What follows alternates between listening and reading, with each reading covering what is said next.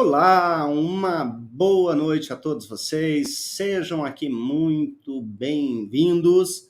Nós estamos continuando aqui as nossas transmissões sobre os conceitos da psicanálise e vamos continuar esse percurso agora falando um pouco sobre as neuroses.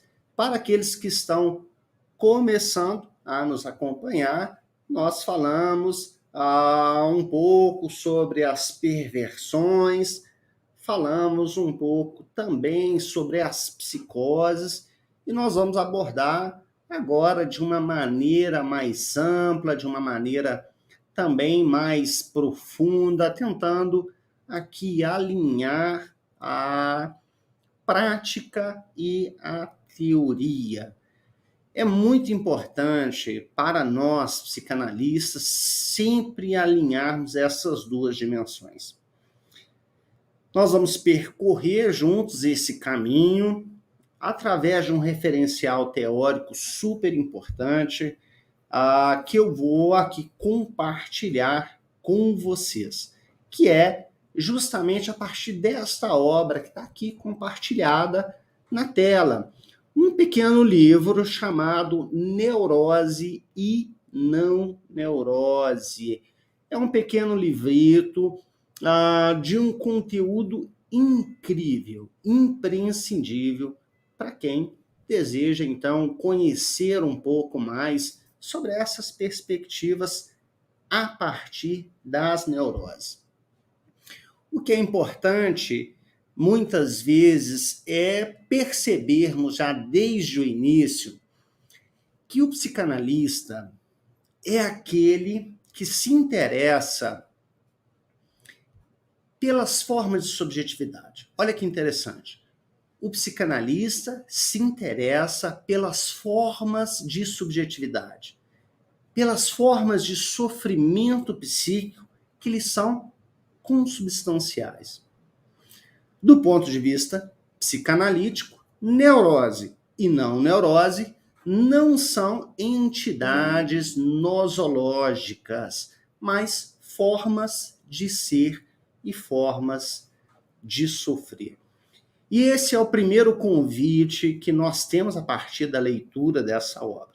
Nós que vamos fazer, então, aqui uma leitura bem minuciosa realmente desse livro. Vamos tentar explorar ao máximo todos esses conteúdos. Então, para aqueles que desejam fazer junto esse percurso, eu indico, adquiram também esta obra para que vocês possam acompanhar, ler, reler e também aprofundar cada vez mais os seus conhecimentos. Então, boa noite para vocês que estão chegando. Já temos aqui diversas pessoas conosco. A Vera Lúcia conectada conosco. Boa noite, Vera. Maria José, sempre conosco. A Fernanda, seja bem-vinda, Fernanda. Vou dizer o nome, a Ouça Audiolivros, boa noite. Temos aqui também a presença do nosso diretor Solano Martins. Boa noite, Solano, seja muito bem-vindo, uma alegria ter você participando.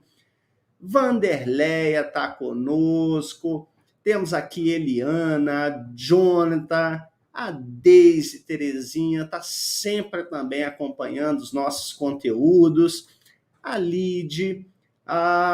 Temos aqui também mais pessoas. A Eunice está conosco. Boa noite, Eunice. A Joana também. Como já disse, vamos fazer a leitura, então, dessa obra sobre neurose. Claro, as neuroses são aquela organização subjetiva, essa forma de ser, e nós vamos entender isso muito bem, que é a forma mais comum de apresentação dos analisandos ali na prática psicanalítica. Os neuróticos são, podemos dizer, a maior parcela, a maior fatia daqueles que procuram, de fato, o atendimento psicanalítico. Então, a partir da leitura deste livro, Vou colocar aqui na tela novamente. O livro se chama Neurose e Não Neurose, ditado pela Casa do Psicólogo. Vou aumentar um pouquinho mais para ficar mais nítido para vocês. O livro, então, da Mariome Nerbo. Muito interessante. Então, quem tiver a oportunidade, adquira essa obra, acompanhe, porque é uma leitura, de fato, riquíssima e que vale a pena. A primeira grande provocação que nós temos, então, a partir dessa leitura, é justamente isso. Do ponto de vista psicanalítico, a neurose é uma forma de ser e uma forma de sofrer. E por essa perspectiva, nós pensamos também a questão do termo subjetividade e como que essa terminologia ela convém mais à psicanálise do que a expressão estrutura psíquica ou mesmo organização psíquica da personalidade. Pois esse termo subjetividade, ela nos dá uma abertura para pensar justamente essa questão sobre a singularidade do sujeito e assim podemos pensar muito melhor as particularidades de cada um. E claro, além disso, falar em forma de subjetividade é também fazer referência. Como se diz, uma forma de ser, o que implica, de certa maneira, uma forma de sentir, uma forma de pensar e também uma forma de agir. E é justamente por essa perspectiva que nós devemos, então, não só olhar, mas investigar, compreender essas manifestações, então, sintomáticas. Para nós, então, psicanalistas, o que está em questão é essa maneira, essa forma singular pela qual o sujeito, então, percebe e aprende o mundo. E a forma como ele organiza e desorganiza em face do que ele percebe. E isso é super interessante. Quando começamos a pensar essas formas de organização, seja qual for, a psicose, a perversão ou a neurose, nós sempre devemos pensar desta forma, essa maneira singular pela qual o sujeito percebe a sua própria realidade, como ele não só percebe, mas como ele aprende o mundo. E isso dita muito, essas formas de relação dita muito sobre a estrutura psíquica. E quando falamos da neurose em específico, vamos perceber, assim como nas outras formas de organização subjetiva, de estrutura subjetiva, vamos perceber algumas características que marcam de forma muito clara cada uma dessas organizações. Então, sempre pensar isto, né? A forma de sentir, de pensar, de agir, de perceber, de aprender o mundo, a forma como o sujeito organiza e se desorganiza em face daquilo que ele percebe. Ou seja, estamos falando aqui da forma particular do sujeito, ou em termos psicanalíticos, da forma sintomática do sujeito ser.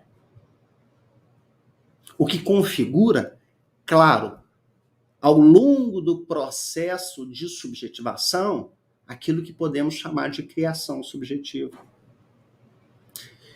Quem somos nós na atualidade? Nós somos criações subjetivas. Tudo aquilo que nos tornamos foram criações das formas como percebemos, aprendemos, sentimos, pensamos e agimos diante das realidades que nós vivemos no nosso passado. E essa é a base constitutiva da subjetividade humana? As nossas experiências. Não só as nossas experiências, mas, acima de tudo, a forma como eu captei, como eu representei. E percebemos como que cada uma das estruturas faz essa captura, essa percepção, esse sentir de uma maneira bem diferente. Então, vamos explorar tudo isso com diversas questões que são super interessantes. Vamos ver a neurose em diversos contextos, não só nos contextos patológicos, nas divisões mais clássicas que temos, mas vamos abordar também, a partir desse título tão sugestivo, a questão da não neurose. O que os psicanalistas contemporâneos, pós-freudianos, estamos dizendo aqui de um psicanalista super considerável, chamado André Green, e todas as concepções que ele faz a partir de Melanie Klein, de Wilfred Bion e diversos outros autores. Então é um percurso que vale a pena, nós vamos explorar esse livro de fato em página por página. Então, para aqueles que têm essa obra e que querem acompanhar, nós estamos exatamente na página 11 dessa obra. A Yúdia está presente conosco, seja bem-vinda, viu, Yúdia? Uma alegria estar aqui. A Eliane, seja bem-vinda. Silvia França, Lidiane Alves, lá de Cabo Frio, está aqui conosco, uma alegria, viu, Lidiane? Lilian Lacerda, e já temos aqui uma pergunta da Eliane Nascimento. Uma pessoa com depressão pode desenvolver neurose? Eliane, a sua pergunta é super interessante. Eu questionaria da seguinte forma: quais pessoas não seriam ou não teriam o desenvolvimento de uma neurose? Todos nós desenvolvemos alguma espécie de neurose ao longo da nossa história. E com certeza é a partir de alguns movimentos, a partir da estrutura neurótica, dos impedimentos, dos obstáculos, que causam, logicamente, alguns sintomas patológicos mais severos, como no caso da depressão, tá bom? Então, precisamos, claro, investigar as particularidades que levaram a pessoa a desenvolver esses sintomas depressivos, aonde alguma coisa da história dessa pessoa faz obstáculo, faz barreira. Isso é super importante, tá bom? Então, aqueles que tiverem também perguntas, por favor, vão fazendo, vão colocando aqui nos comentários. O interessante dessas nossas transmissões é justamente essa possibilidade da interatividade. É a gente fazer desse momento o mais interativo possível. Então, eu conto muito, sim, com as perguntas, com os diálogos, com as dúvidas. Claro que nós vamos buscar responder aqui sempre aquelas perguntas que estão mais pertinentes com o assunto que está em pauta, para que a gente não fuja aqui dos nossos propósitos, tá bom? Então, devemos pensar sempre a subjetividade como esse processo de subjetivação. Todos nós somos, então, uma criação, um processo, uma criação subjetiva. E, claro, cada criação pode gerar mais ou menos sofrimento, pode ser mais ou menos restritiva em relação às possibilidades existenciais. Quando o psicanalista fala por exemplo, em neurose, em estrutura neurótica ou em organização neurótica, da personalidade, nós estamos nos referindo a uma forma de subjetividade constituída por aquilo que vamos chamar então de simbólico, ou seja, por uma matriz simbólica relativamente fixa, a partir da qual o sujeito então lê e reage a essa, ele lê o mundo e reage a essa leitura. Então, nesse sentido, a psicopatologia psicanalítica já não pode ser confundida, então, com a psiquiatria. Nós estamos falando aqui sobre definições, sobre formas de observação bem diferentes sobre a questão do ser humano, tá bom? Então, a neurose, em específico, ela inclui, então, formas de subjetividade em que predominam dificuldades no campo do objeto de desejo. E isso é super importante. Essa terminologia, nós vamos ver e vamos desenvolver ela mais à frente, tá? Quem é o neurótico? O neurótico é aquele que tem dificuldade com o seu objeto de desejo. O neurótico é aquele que deseja, mas que teme realizar o seu desejo.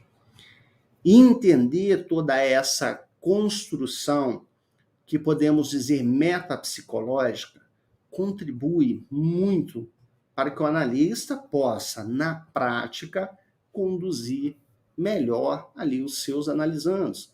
Com certeza, nós não vamos escutar os nossos analisandos falarem de forma linear os seus problemas, de forma cronológica as suas dificuldades. Nós vamos montar, de certa forma, um quebra-cabeça.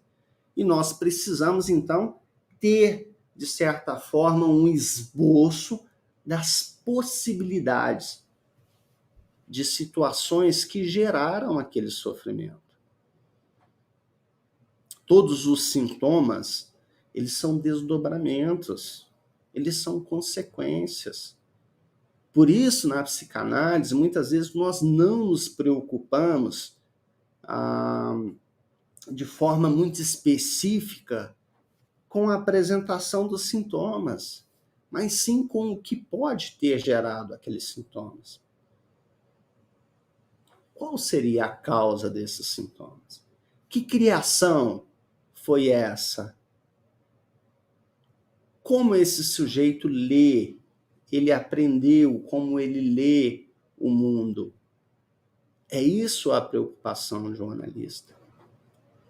Aqueles sintomas são apenas formas de desdobramento. E isso fica muito claro ali já nas primeiras descobertas freudianas. Quando Freud já começa a observar as histéricas, ele percebe que ali já existe alguma coisa anterior e que a histeria era apenas uma consequência. Então, o que compete ao analista não é esse foco aos sintomas, mas uma investigação às possibilidades do que pode ter gerado, como o sujeito leu, como ele vivenciou, como ele representou todas estas situações. E os neuróticos, claro, por excelência, sempre vão ser essas pessoas que têm dificuldade em realizar aquilo que desejam. Os perversos são aqueles que vão realizar aquilo que desejam e vão esfregar na cara dos neuróticos e vão dizer para eles: olha, neuróticos, como vocês são fracos, não conseguem realizar, tá vendo? Eu consigo realizar tudo que quero, vocês não. E os psicóticos vão ser aqueles que vão negar a falta desse objeto a qualquer custo. Por isso vão alucinar, por isso vão delirar, por isso vão criar formas de ser e de sofrer para tamponar essa falta a qualquer custo. Por isso eu convido vocês a entender essas formas de estruturação subjetiva a partir daquilo que Jacques Lacan propõe como o diagnóstico diferencial, as estruturas subjetivas, neurose, psicose, perversão, a partir daquilo que ele chama de nome do pai. Tá bom? Continuando, então, aqui a nossa leitura, estamos na página 12 deste livro, que vou projetar mais uma vez aqui na nossa tela, chamado Neurose e Não Neurose, da Marion, vou aumentar para vocês poderem ver, Marion Minerbo. Vale a pena muito esta leitura. A não neurose, como sugere o nosso título, ela abarca quadros que têm sido denominados estados limite, dos quais, por exemplo, o borderline pode ser visto como um certo paradigma. Fazem parte dessa forma de subjetividade de todas as patologias relacionadas aos problemas da constituição do eu, do ego. Qualquer que seja a maneira pela qual a subjetividade tenha se organizado ou desorganizado diante da angústia narcísica. Compulsões e adicções, por exemplo, compulsão alimentar, o uso de drogas, distúrbios alimentares, patologias do vazio, a melancolia, patologias, por exemplo, por diversos tipos de violência, somatizações, algumas espécies de perversões são chamadas por Freud como, então, neuroses narcísicas ou neuroses de caráter. E essa razão, então, metapsicológica justifica, então, a organização proposta por Green, apesar de sua amplitude. Então, vamos entender e vamos explorar mais a fundo, então, o porquê da utilização desses dois termos, neurose e também não neurose. Temos aqui já outras perguntas. A Vanderlé nos pergunta, então, os neuróticos não reagem bem às mudanças ou às críticas? Vanderleia, eu diria que diversas pessoas não reagiriam bem a essas mudanças. E os neuróticos, claro que não vão reagir bem às mudanças ou às críticas. Por que não? Porque essa forma de ser que eles encontraram dita sobre o sofrimento, dita sobre uma forma defensiva de ser. E mudar significa destruir essa forma defensiva. O que para o sujeito, sem uma possibilidade de elaboração, significa mudança, significa encarar aquilo que me dói. Por isso, muitas vezes, é difícil encarar. Por isso que, muitas vezes, diversas pessoas não reagem bem às mudanças. Por quê? Porque elas não conseguem estruturar outras defesas funcionais. É um grande erro, Vanderleia, pensarmos os sintomas de uma forma geral só por um lado negativo, por uma vertente, como se fosse um déficit, como se fosse negativo. Eu agradeço as neuroses que eu tenho, porque elas me sustentam.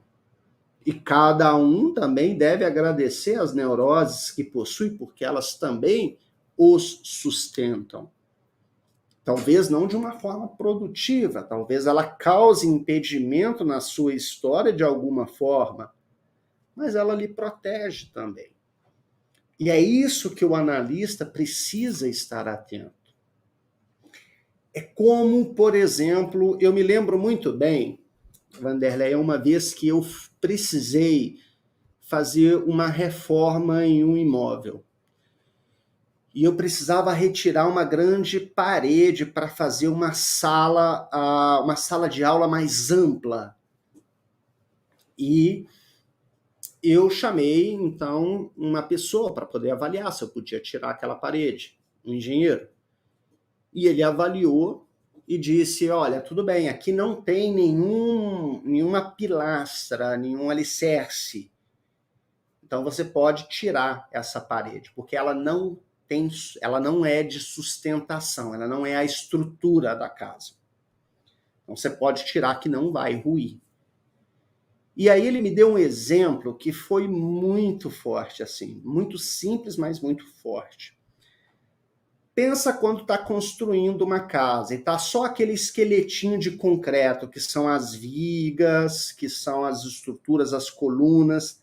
Aquilo ali é o que sustenta a casa. Se você colocar o telhado em cima ali, tá, a casa não vai cair. Ela vai se sustentar. Então, não são as paredes que causam sustentação, mas aquelas colunas, aquele alicerce. As neuroses também são assim. Existem alguns elementos que estruturam o sujeito. E nós devemos perceber esse papel estruturante, aquilo que sustenta alguma coisa na vida do sujeito. Então, desse ponto de vista, existe alguma coisa que é positivo nas neuroses e alguma coisa que é negativo. Alguma coisa que faz obstáculo para o sujeito alcançar alguma coisa, mas é alguma coisa que também o defende contra uma angústia que ele não suporta, que ele não tem defesas. Então, com certeza, nós precisamos sempre observar com muita cautela esses pontos, tá bom? Porque senão a gente pode acabar retirando uma coluna de sustentação da pessoa e acabar ruindo toda uma estrutura psíquica. Tá? O trabalho analítico é um trabalho que requer uma sensibilidade muito grande, tá bom? Temos aqui mais outra pergunta, agora essa pergunta é da Eunice. A repreensão em excesso pode gerar uma neurose? Pode e não pode. Depende justamente da condição e da capacidade de como o sujeito vai entender e avaliar tudo isso, como ele vai representar, tá, Eunice?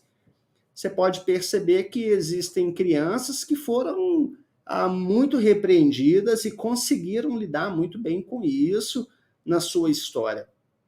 E isso não gerou nenhum desdobramento grave na história dela.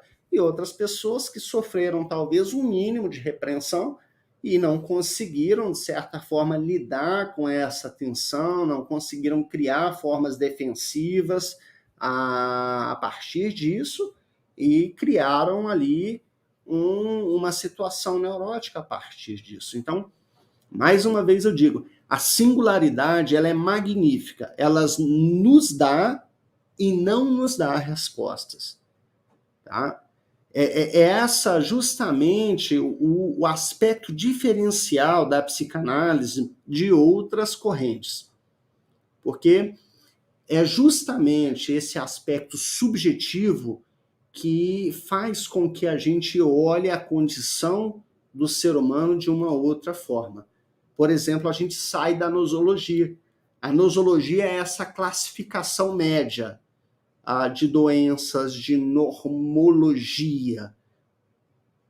Por exemplo, como nós temos classificações de doenças, né? De comportamentos. Claro, são super válidos, mas a subjetividade, ela sim, ela contribui, ela constitui.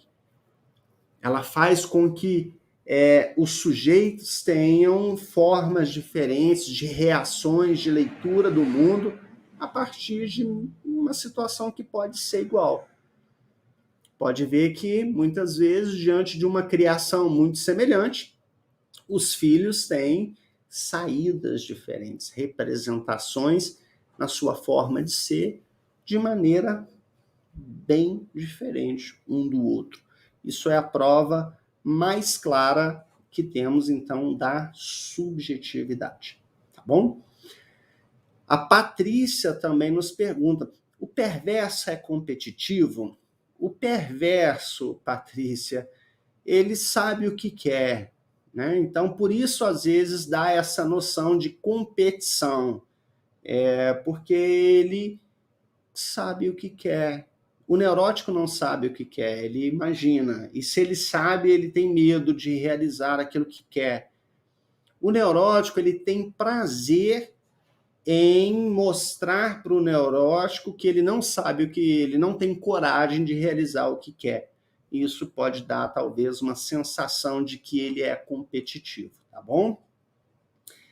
Bem, temos aqui mais outras pessoas já conectadas conosco. A Tânia, a Andressa está conosco, Vanderleia, boa noite. Vanderleia, eu já respondi ela. E a Eunice também nos pergunta: a neurose pode existir como algo positivo e negativo? Sim, Eunice, pode existir como algo positivo e negativo, e nós vamos fazer justamente essa leitura aqui, tá bom? A Eunice também nos pergunta aqui, assim, uma pergunta anterior. O neurótico tem dificuldades em realizar os seus desejos, por isso vive em conflitos e somatizações. Justamente. Tá? O neurótico, na perspectiva psicanalítica, ele é um sujeito castrado, ele é um sujeito limitado. Ele é aquele sujeito que deseja mais alguma imposição, e essa imposição é feita através da lei paterna, da castração, que impede ele da realização daquilo que ele deseja. Ele é impedido de ter aquilo que deseja. Então, sempre alguma coisa falta, justamente por essa imposição, por essa interdição na sua história. Então, sempre ele tem dificuldade em realizar, ele tem medo, né? Ele tem medo de perder alguma coisa. Então, ele quer preservar alguma coisa e não realiza o seu desejo.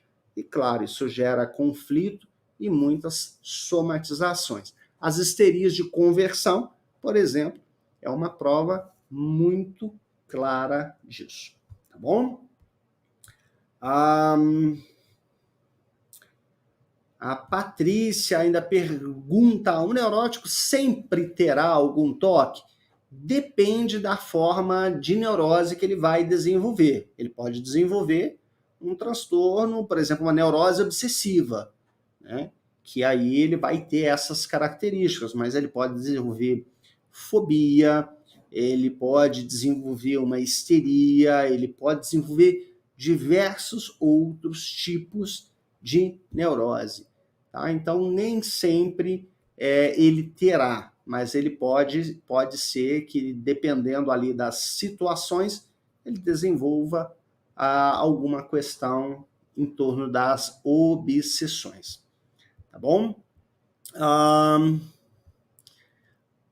Vamos lá, continuando então.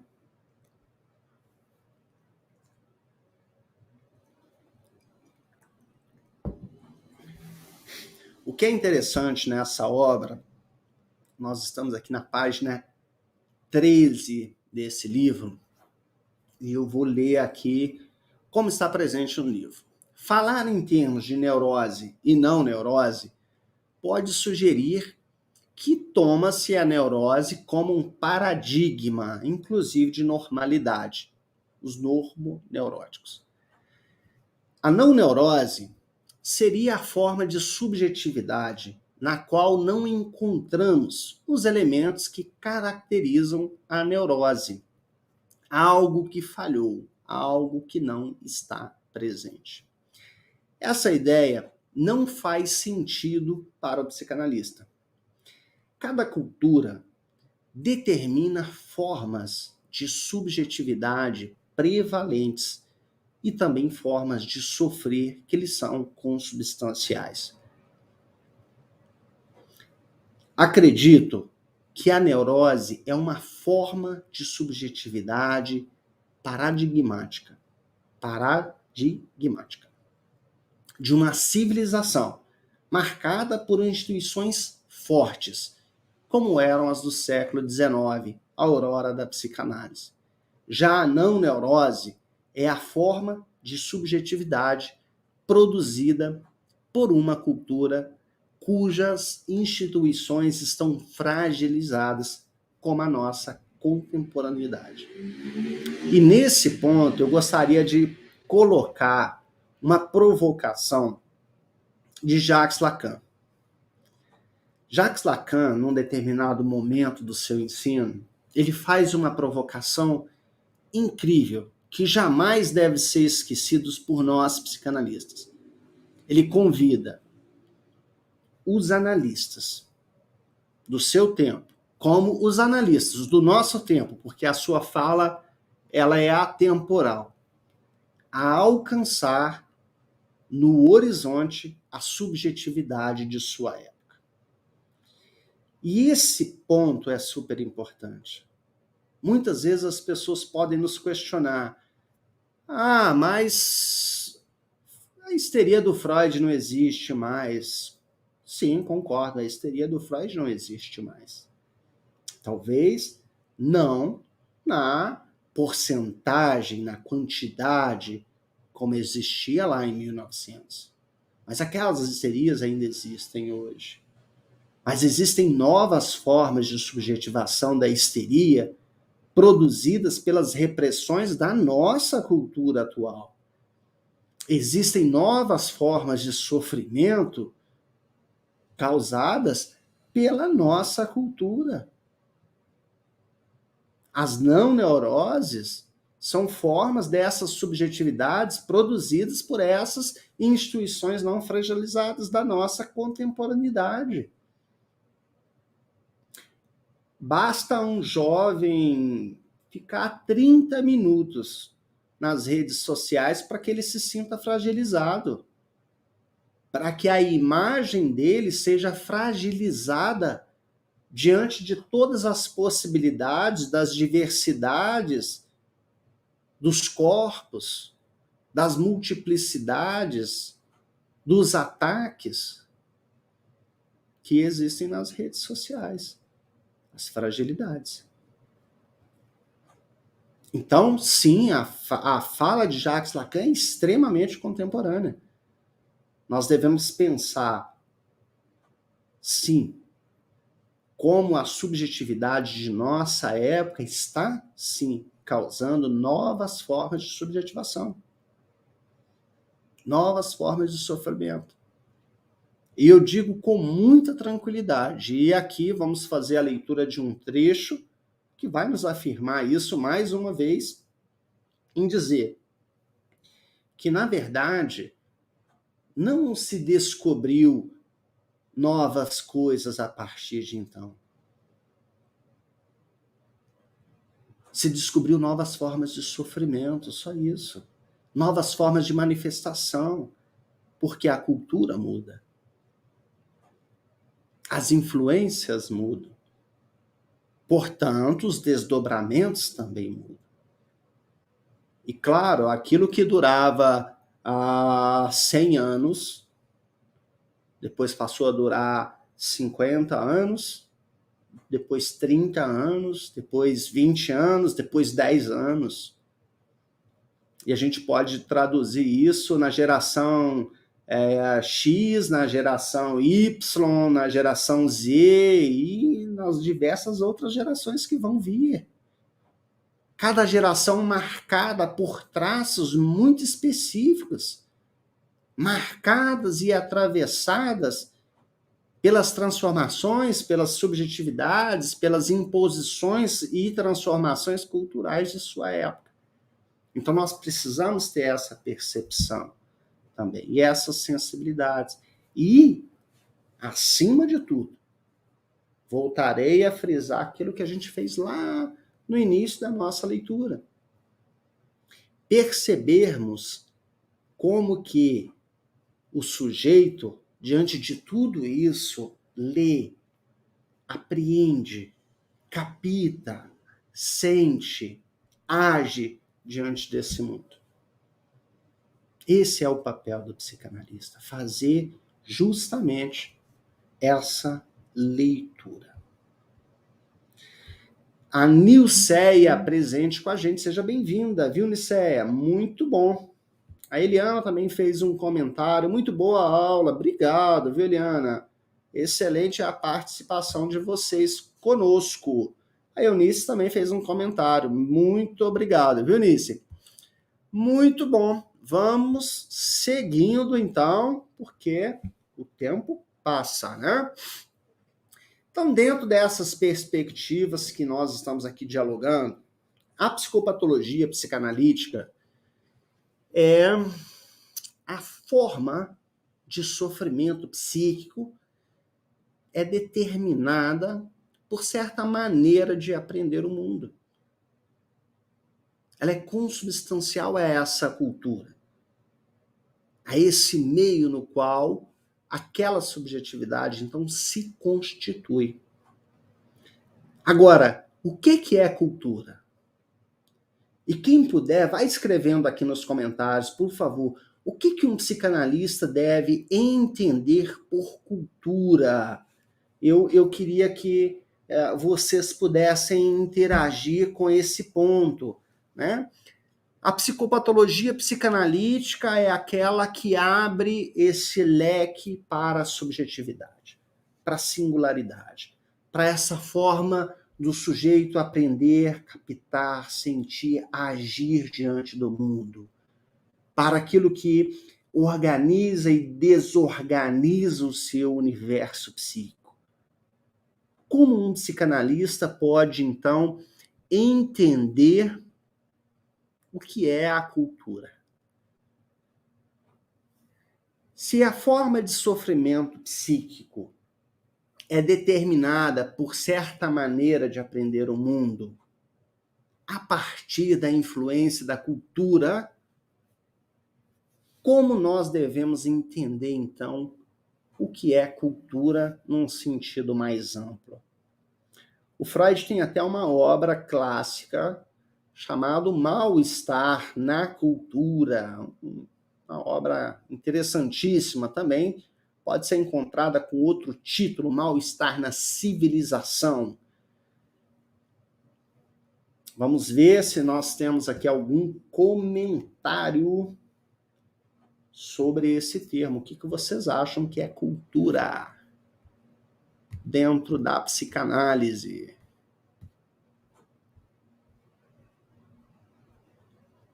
Ninguém vai se arriscar. Meu Deus. Nós não podemos nem dizer que o gato comeu a língua, né? Agora, no universo digital, temos que dizer o gato comeu os dedos. Olha só, quando falamos de cultura, nós temos que entender isso num sentido muito mais amplo. A cultura pode ser uma dupla. A dupla mãe e bebê tem sua cultura. A cultura de uma família, de um grupo, de uma civilização. O inconsciente materno, depois as instituições, oferecem símbolos. Mediante esses símbolos, a criança vai ler o mundo e vai atribuir sentido. A criança vai internalizar todas essas significações e, após isso, a própria função simbolizante. que vai criar novos símbolos, novas formas de ser. Esse é o processo de subjetivação. Enquanto a gente fala de cultura, nós estamos falando justamente desse meio no qual o sujeito está inserido.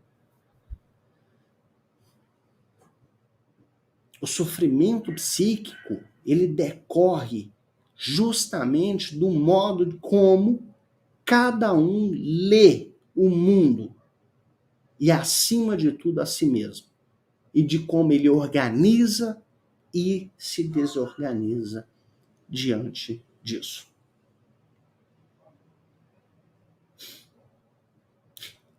Nós temos aqui um comentário. Eu só vou pedir perdão porque eu não vou conseguir pronunciar o seu nome. Sou Július. Vou conseguir, Július, desculpa, eu só li o título lá. Para mim, a cultura é um conjunto de formas de ser, agir, se organizar, valorizar determinados aspectos em detrimento de outros, as definições de certo e errado, aquilo que a lei correto. Mas você conseguiu, Júlio, entender também esse aspecto que eu quis dizer da cultura? A cultura para o sujeito começa nessa interação. A primeira cultura que o sujeito tem é essa dupla, a mãe e bebê. A primeira relação transferencial, o primeiro vínculo que existe, ali se estabelece uma cultura. Ali se estabelece vínculos. Ali se aprende símbolos que o sujeito vai repetir por toda a sua história. E isso é super importante. Para aqueles que estiverem acompanhando o livro, gente, nós estamos lá na página 14, tá? Desse livro aqui, ó. Vou colocar aqui para vocês verem o livro da Marion, Neurose e Não Neurose, editado pela Casa do Psicólogo. Uma leitura incrível. Vale a pena fazer essa leitura. Tá bom? E claro, como a gente está falando também de contemporaneidade, nós percebemos que nesse mundo, pautado por tanta produtividade, pelo excesso, o homem que perde o emprego pode ver a si mesmo como um ser fracassado, a pessoa que vê o seu corpo fora daquele padrão tão colocado nas redes sociais, pode ser fonte de um sofrimento narcísico. E se esses sofrimentos forem excessivos, eles podem mobilizar, então, mecanismos de defesa muito fortes. Diversos mecanismos de defesa que podem estabelecer diversas formas neuróticas de sofrimento. Então, nessa tentativa de manter uma autorrepresentação de potência, isso pode ser uma grande violência, na verdade, para o sujeito. E aí a gente pode entrar, claro, como decorrência disso, no campo psicopatológico. Tá bom? A Eunice já fez aqui um comentário, olha, a cultura é a forma de cada ser ler o mundo em sua forma de vida, ao qual está inserido. Justamente, a cultura começa ali, nesses primeiros vínculos, nessas interações. São as primeiras referências que o sujeito vai tendo, vai se organizando, vai capturando, representando o seu mundo, lendo, representando e replicando essas formas de ser. Bom, então é super importante nós entendermos todos esses aspectos, essas influências, para que quando estamos ali na clínica, ao ouvirmos os sofrimentos ali dos nossos analisandos, nós temos ali referenciais teóricos para saber direcionar todos esses casos. A Nilceia fez um comentário bem interessante, Nilceia. Então, quando a mãe deixa o filho chorando, essa cultura vai influenciar na sua maneira de relacionar com o mundo? Sim, vai influenciar, com certeza. Agora, como? Não sabemos. Não sabemos.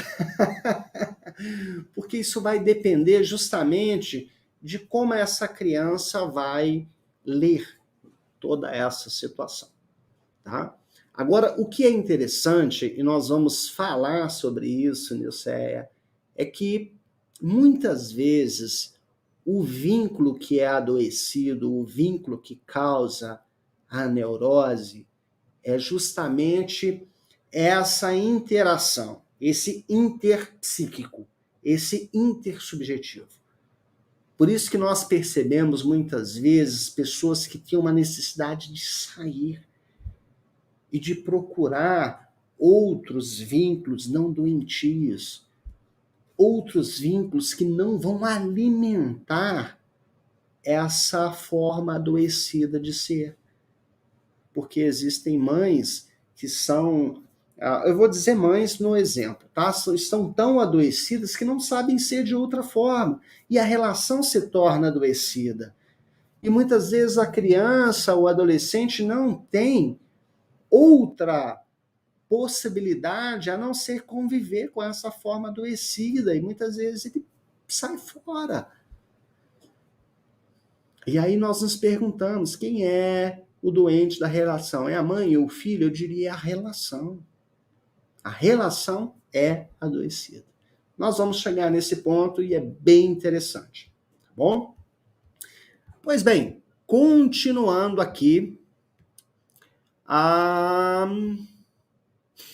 a neurose parece ser consubstancial a uma cultura e ao laço simbólico.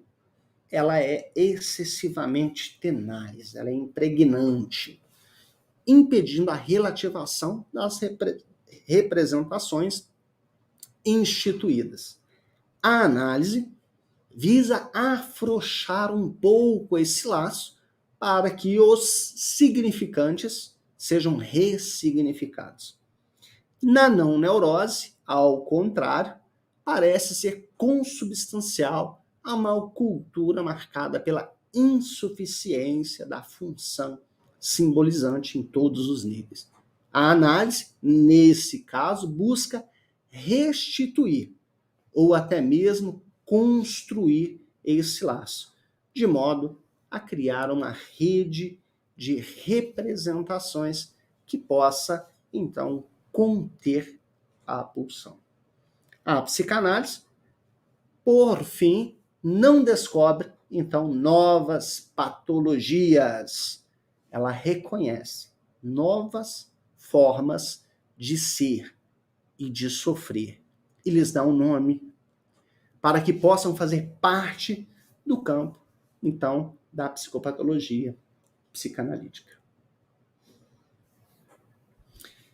Bem, bacana. Temos aqui mais uma pergunta, a pergunta da Vanderleia. A cultura seria o meio onde o indivíduo vive? Tudo o que acontece em meio ao seu desenvolvimento começa aí. A cultura se inicia aí, tá? Com essa dupla, com a família, com um grupo, com as instituições, com a escola, com os amigos, com a cidade, com a nação, e assim por diante, tá bom? A Vivian também chegou. Vivian, tá gravado aqui a nossa transmissão, depois você tem oportunidade de assistir ela na íntegra, tá bom? A Patrícia, só podemos dar o que temos. Isso é verdade, tá, Patrícia? Tem uma frase do Freud que eu gosto muito e que eu queria transmitir ela aqui a partir do que você colocou. Tem uma frase que o Freud fala assim, eduque-os em relação aos filhos, tá? Ele diz assim, eduque-os da melhor maneira e sempre há de educá-los mal. Ele faz isso, essa frase, em relação justamente à maternagem, aos filhos, né? Os filhos também são a continuação do desejo dos pais. Os pais, muitas vezes, depositam sobre os filhos aquilo que eles não conseguiram ser. Eles querem que os filhos façam aquilo que eles não conseguiram fazer. Eles querem que os filhos tenham acesso àquilo que eles não conseguiram ter. O grande problema é que eles não perguntam para os filhos se é aquilo que eles querem. Impõem. E isso é um problema, porque cada sujeito tem os seus próprios desejos. E é um grande erro quando os pais supõem que uma criança não tem os seus próprios desejos. É claro que essa é uma tarefa sensível, tá?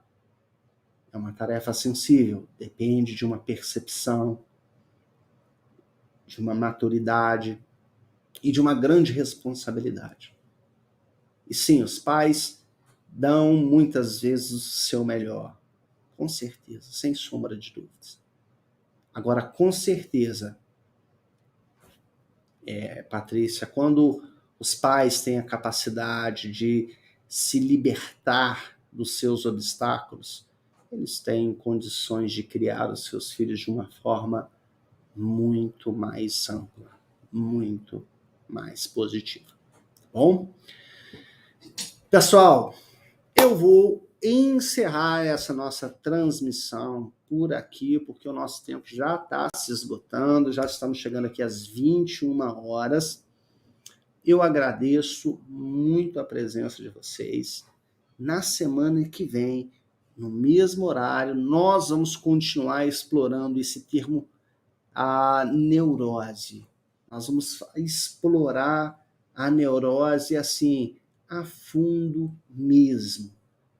Nós vamos sair da superficialidade, daquilo que muitas vezes se discute sobre a neurose. E nós vamos abordar não só os aspectos metapsicológicos, assuntos teóricos sobre a neurose, mas vamos abordar também questões práticas. Então, semana que vem, não deixem de participar de novo. Eu aguardo vocês aqui, tá? Participem, façam as suas perguntas, aproveitem, vão lá no meu canal do Instagram também, no @psibrunoaugusto. Tem lá um pequeno projeto que eu desenvolvo chamado Psicanálise Sem Conceitos, onde eu transmito lá vários conceitos da psicanálise de uma forma bem clara. São pequenos vídeos onde nós visamos assim, esclarecer as terminologias da psicanálise mesmo. Então vão lá, @psibrunoaugusto, curtam, vão seguindo, vão compartilhando também o nosso material.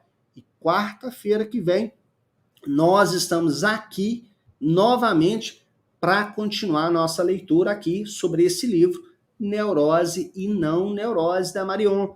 Um livro super importante, tá bom? Então, desejo a todos vocês uma ótima noite, tá bom? Um bom restante de semana para vocês. E quarta-feira que vem, não se esqueçam, nos encontramos aqui novamente. Já vão lá, se inscrevam nos nossos canais, já ativem lá as notificações para vocês receberem lá sempre as notícias, as notificações das nossas novas transmissões, para vocês manterem sempre informados sobre aqui as novas transmissões sobre a psicanálise, tá bom? Um grande abraço, uma boa noite para todos vocês e eu aguardo vocês quarta-feira que vem, viu? Tchau, tchau!